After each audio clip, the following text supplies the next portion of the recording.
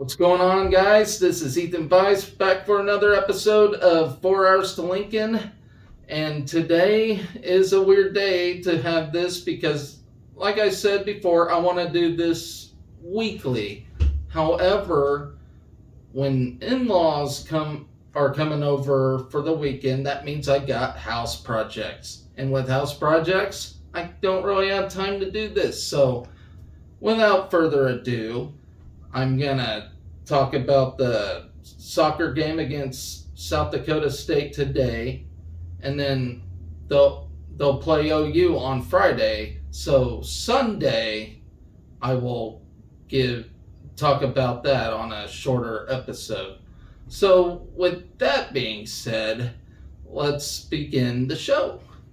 It is with heavy hearts to mention that Kerry Uppinghouse, who was a former standout player here on the inaugural soccer team, has passed away at the age of 48. So my thoughts and prayers go out to the family and friends of Kerry Uppinghouse. On that note, let's talk a little football here. So Trent Euler committed earlier this week.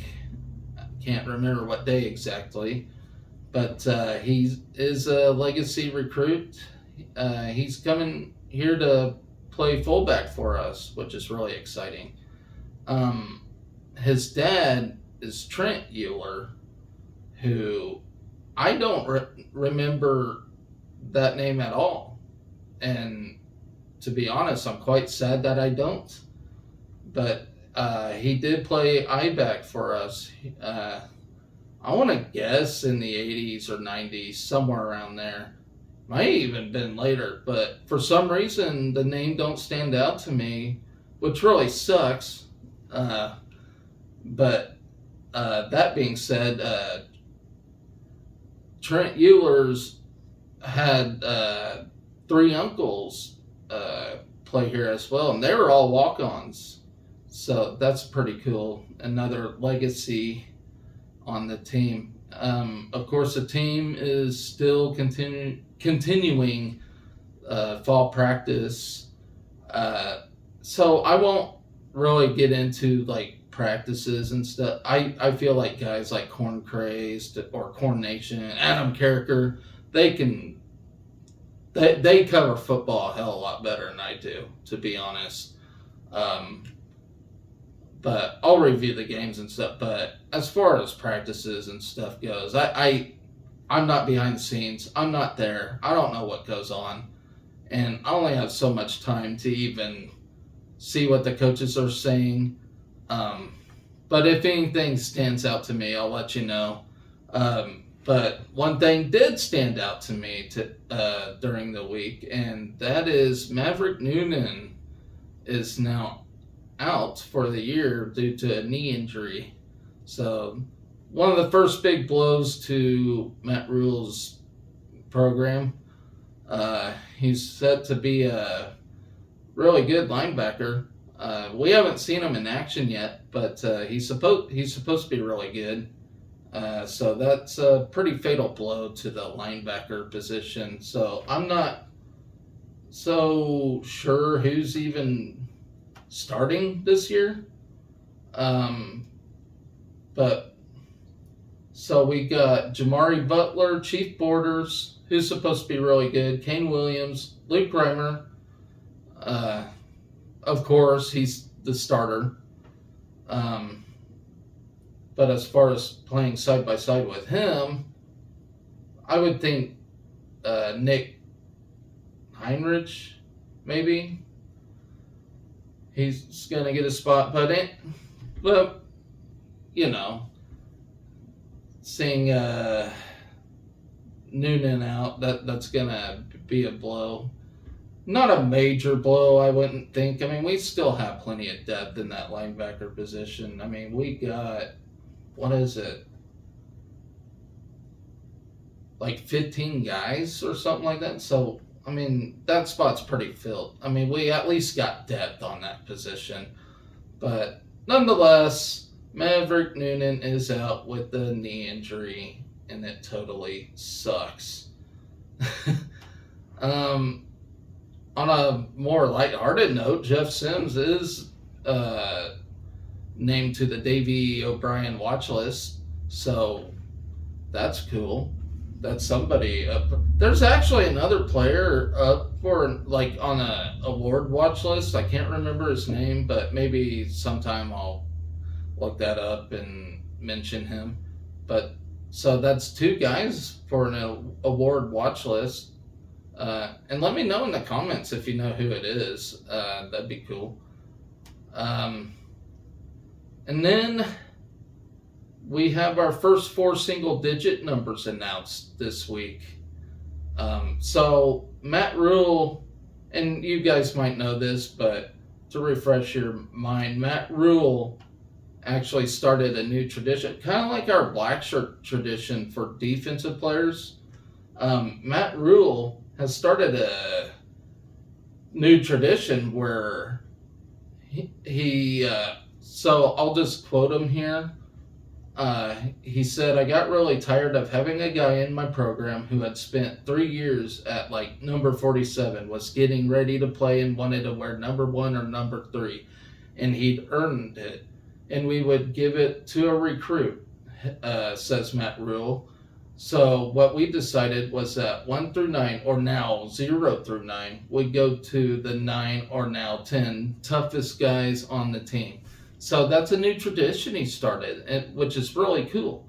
My one negative thought on this, which ain't that big a deal, is none of the defensive or offensive linemen can obviously earn that honor to do that because they have to wear the higher numbers.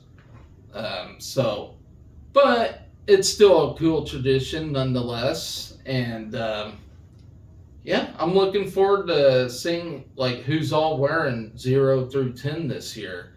So we'll know like who's the most baddest guys on the team.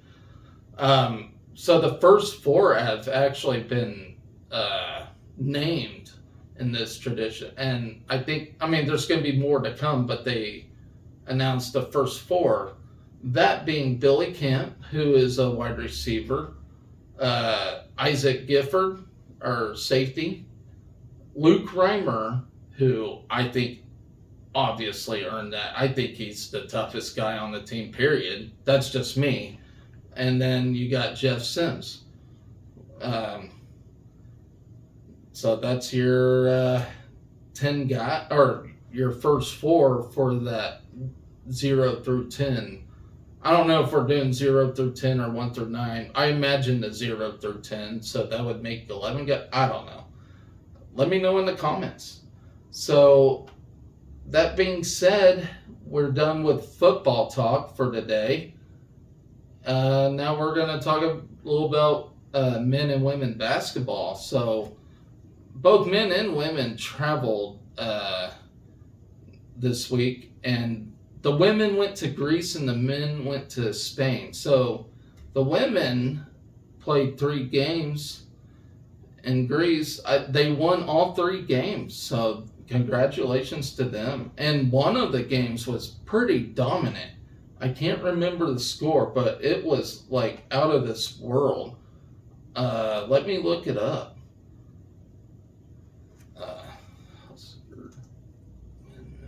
Basketball. Sorry, I should have had this pulled up before I even started this show, but I'm just gonna look it up because it was a pretty crazy score. So there's a headline. It says Huskers erupt and win over Crete. Is it Crete? Crete? Crete? I don't know. Okay, yeah, it was 124-18 against Crete. Like you guys know from the last show, I am terrible with names. But for some reason, so when I was a kid, I went to the county spelling bee. Like I made it county spelling bee, which is like a big deal. But I can't pronounce some things. So Alexis Markowski notched her third straight double-double, and Jazz Shelley led Huskers in double figures with 20 points as the Nebraska women's basketball team rolled to a 124-18 win over the Crete All-Stars in Heraclion on Monday. So, and they won all 3 games, and I think all of them in dominating fashion. I don't think 124-18 in every game, but they dominated over there. So that's pretty impressive. I think Amy Williams is doing a good job as a head coach there for the women's basketball team. So now moving on to the men, they went to Spain and had a hell of a time over there. I think they won all their games over there. I'm not going to look up the score. I just wanted to show you that women's score. And holy crap, I don't care what level you are, 124-18 is freaking impressive. Like, you only allow a team to score 18, but then score 124. That's phenomenal. But, so the men traveled to Spain, and I guess basically without all their guys, Keisei Tominaga is playing overseas right now. I don't think Sam Hoiberg's there. He's got something going. So you have like these younger guys who I'll mention later on in the year as we get closer. But they went over there to Spain and did pretty well from what I could see. So yeah, the both men and women traveled overseas to play some games and did pretty well. On that note, while we're on basketball, Jaron Coleman joins the basketball team. He had a stint at Mizzou and Ball State, and he's scored over 100 or 1,000 points in his career. I think it was like 1,100 or something like that. But he's supposed to be a really good player, so that'll help.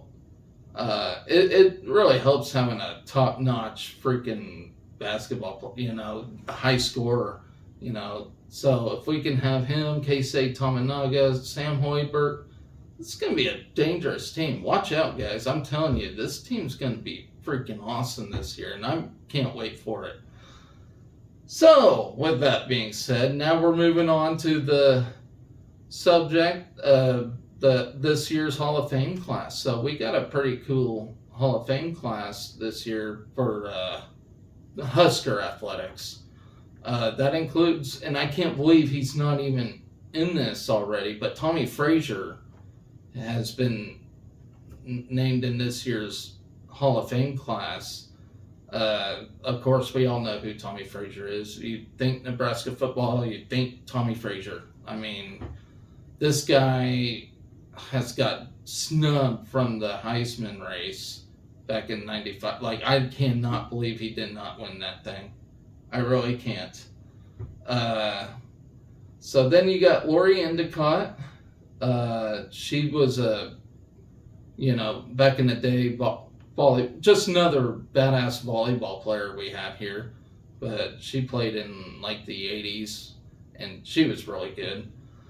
Gary Pepin, who was our track and field coach up till last year, he was here since I want to say the 70s. Did a very phenomenal job here as the track and field coach. He got some national champion athletes through here, and so and which I think Justin St. Clair, who just took over last year, did a hell of a job. He did fantastic. So Gary Pepin's in there. Then there's Emily Parsons, who was a gymnast. She's really good. Brittany Timko for soccer. She was on the U.S. women's team and everything. She was really good. And then Tolly Thompson. Don't get me started. He was a really good wrestler here. Heavyweight, but just a badass mofo. So now we're speaking of wrestling. Robert Kokesh, he actually, I I think he left for another job. Let me pull that up real quick.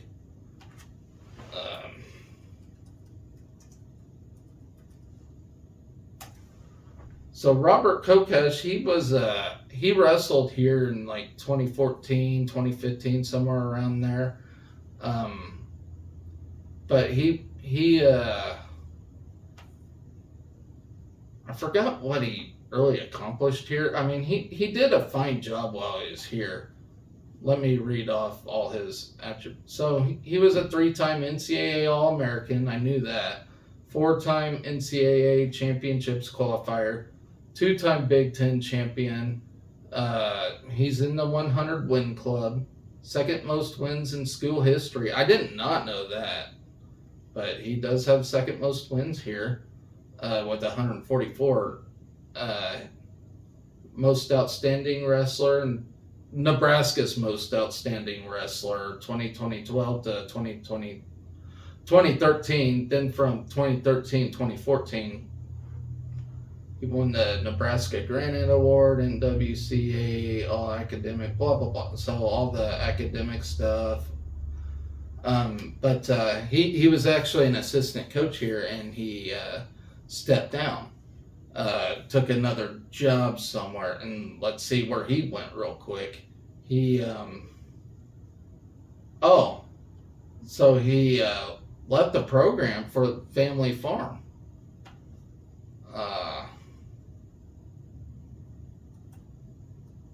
Yeah, he's taken over his family farm. So, kudos to him. If,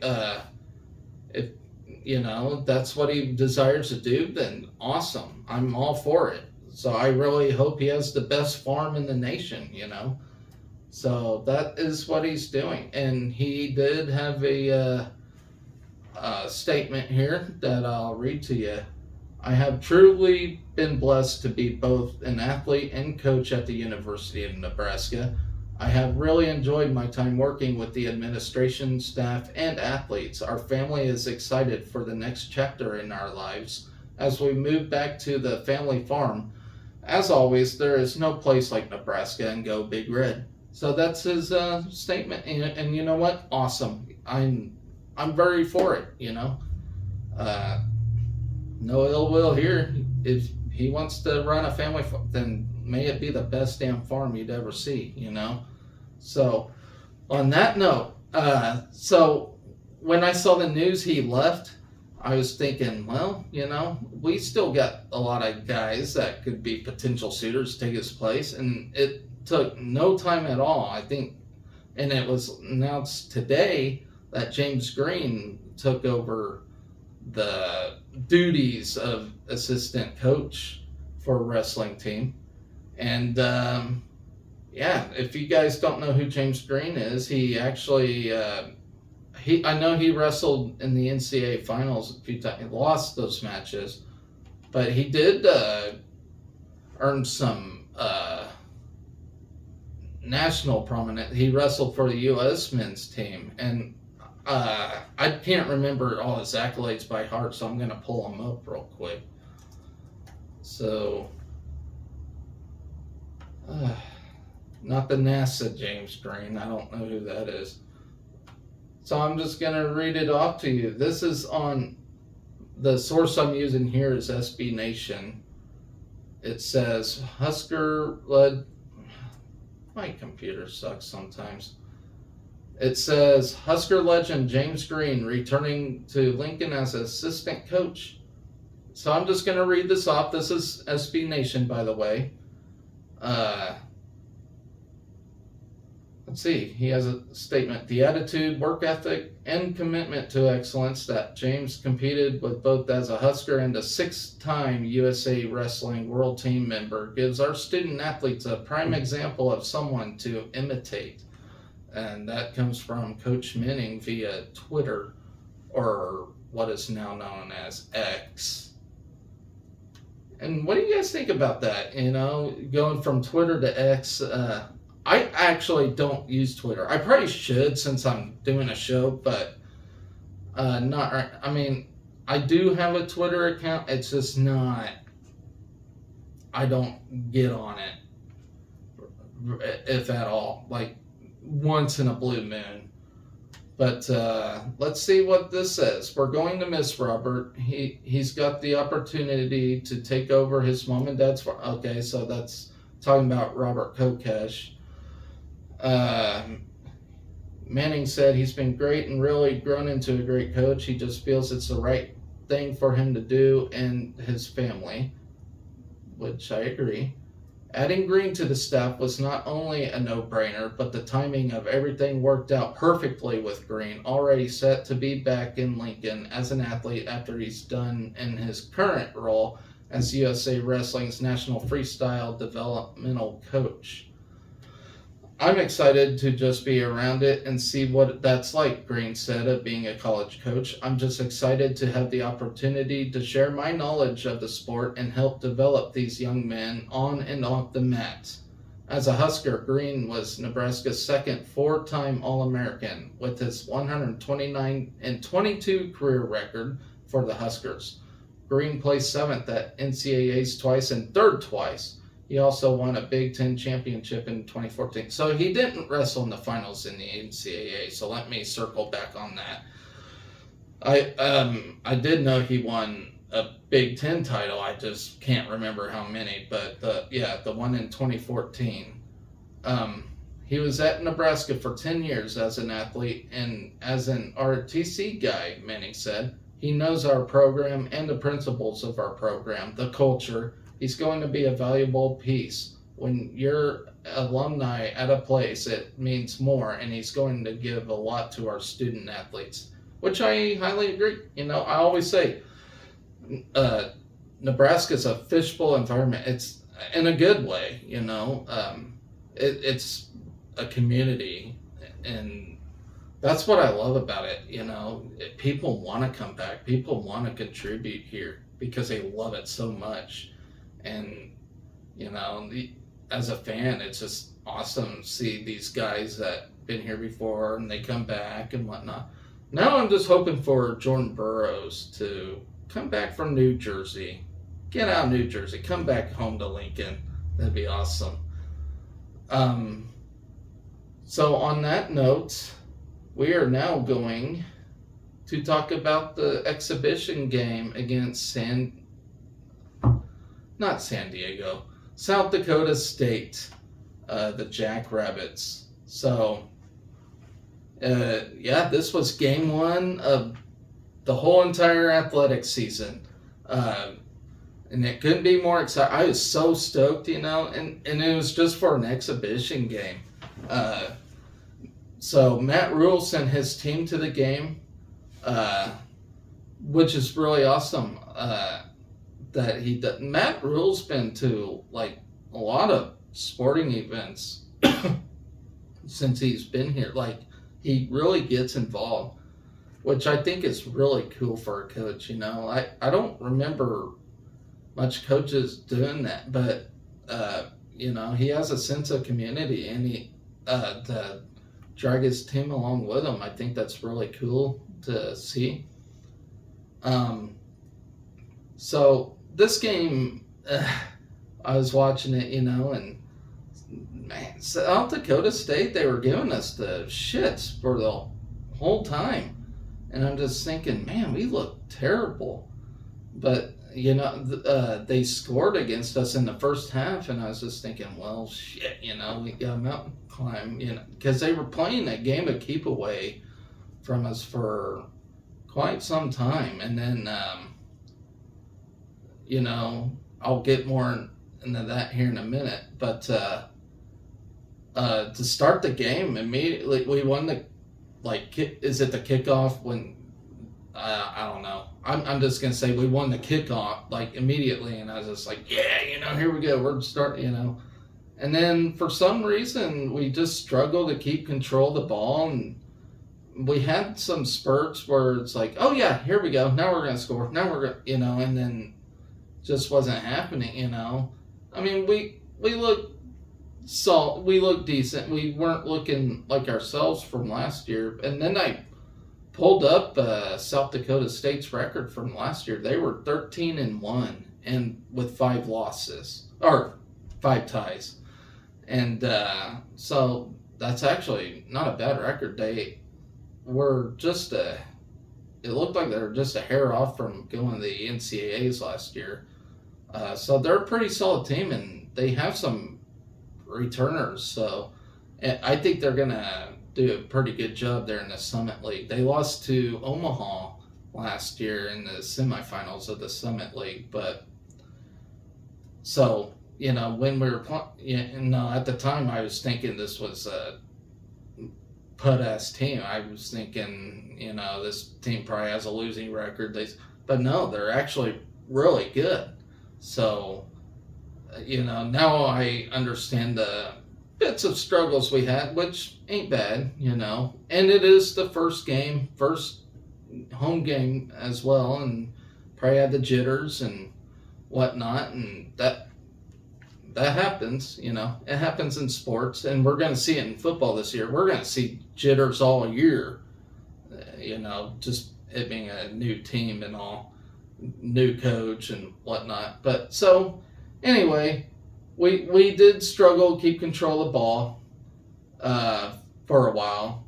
And then around the 11-minute mark, Sarah Weber did go on a rampage. Like, she was juking and doing all these crazy ass soccer moves, and I was just like, wow, she was blowing my mind.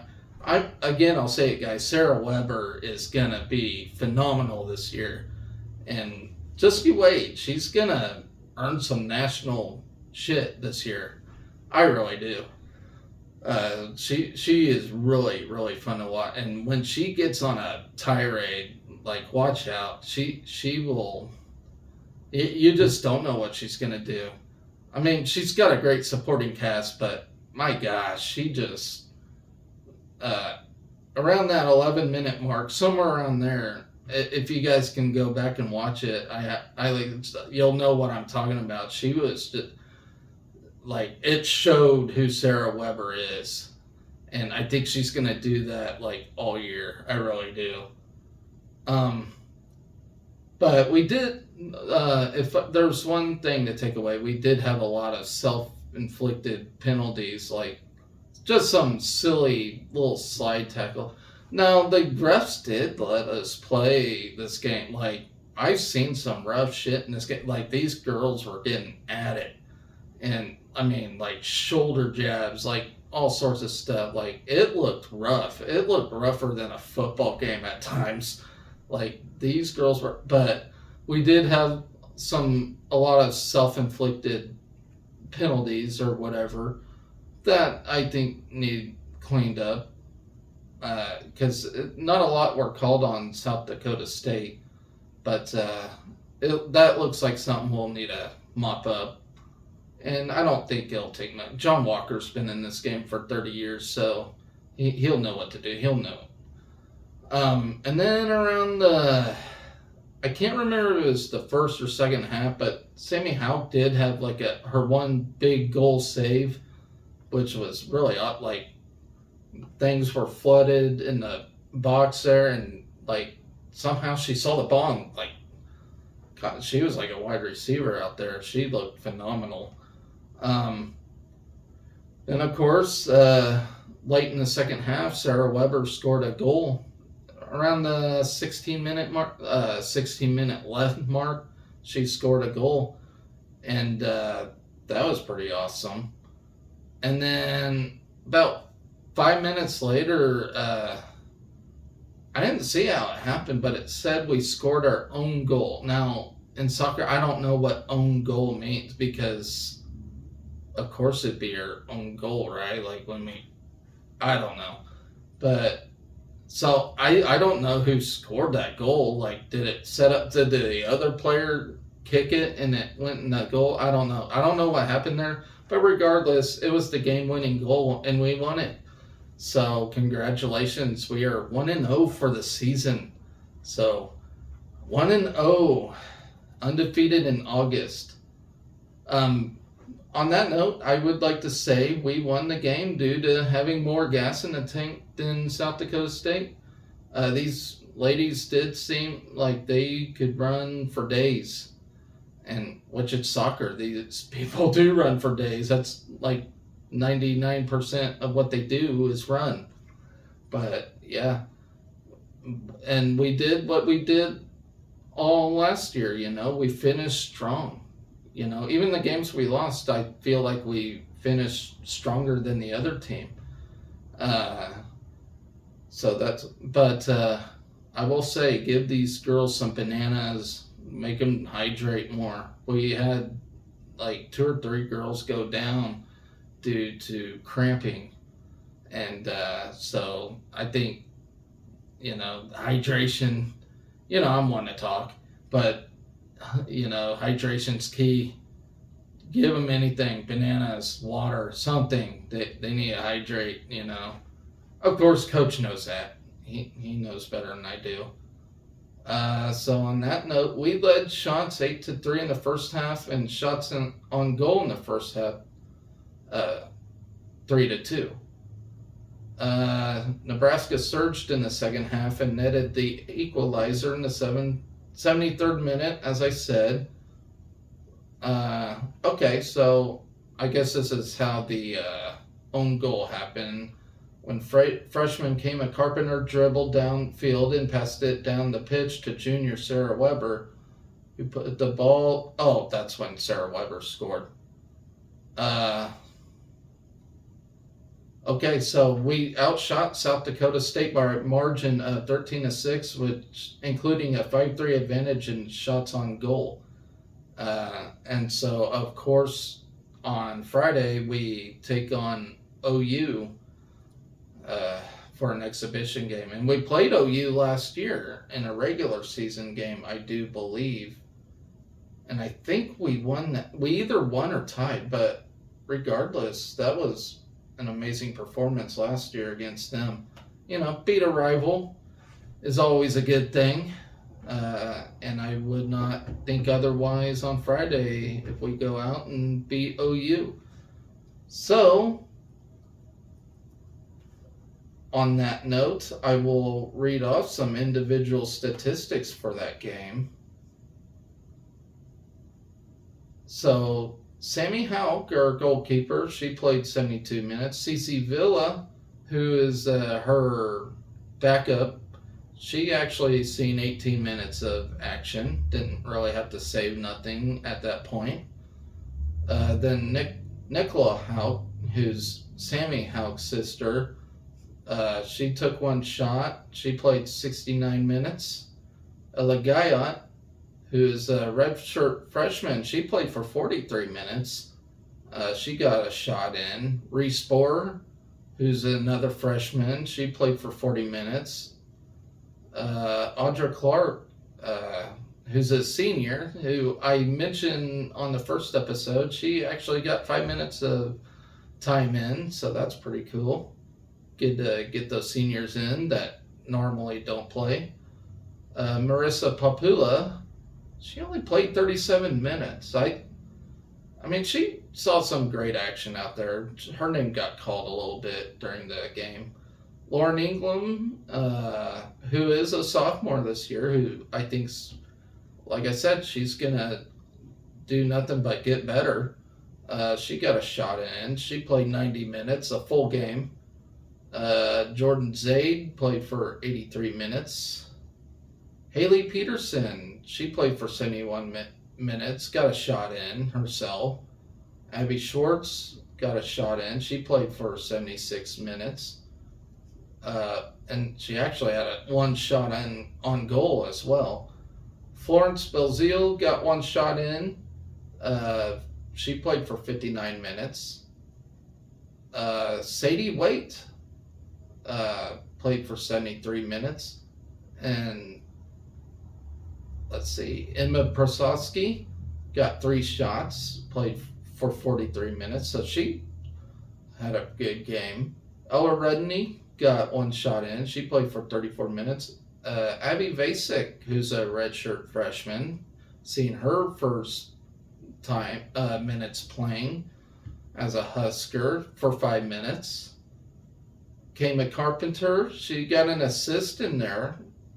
She played for 56 minutes. Maggie Altman got 33 minutes of playing time. And last but not least, here are Sarah Weber's stats, who I will name my player of the game.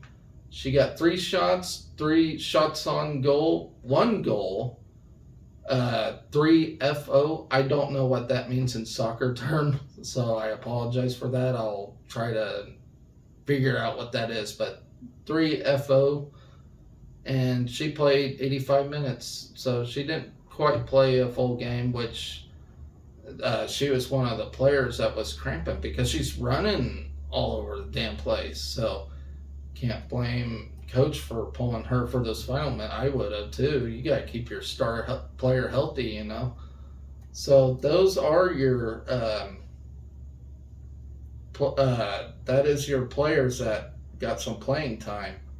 Now I'm gonna start a fun little segment, I guess. I'm gonna have like a player of the week type thing, my player of the week, or athlete of the week, so to speak. So I'm gonna try to do this every show, and how I'll do it, you know, we'll just go through the week of sports, and then at the end of it, you know, I'll give out my little award for who I thought was the player of the week or athlete of the week. And we only got soccer going on, and it was exhibition this week. And I think next week is soccer only too. So, you know, my soccer player of the week, I'll announce that on Sunday, since they got another game on Friday, when I do that short little show. And that will probably be a short little show, because I just want to give my take in on the OU game as well. So I will do that. And then I think at the end of the school year, so after track and field is done, I'm going to give my athlete of the year, who I think is the athlete of the year, who stood out the most throughout so between soccer, football, cross country, track, whatever, who is going to be my number one athlete? I think that'll be a fun little segment. So put in your comments as well, who do you think is going to be the standout this year? Who, of all the sports, who's going to be the baddest of the bad? Who's going to be the best athlete here in this 2023-2024 season? Hell. So if you can all do me a favor, share, comment, whatever you got to do. Whatever makes you feel happy, please do. And keep this show going. You know, I'm having a lot of fun doing this, and it'll get better. I swear, it will get better. I'll have the flashy pictures and all that good stuff, but it all starts if you share, and comment on here. And on that note, I'm going to sign off here, and go Big Red.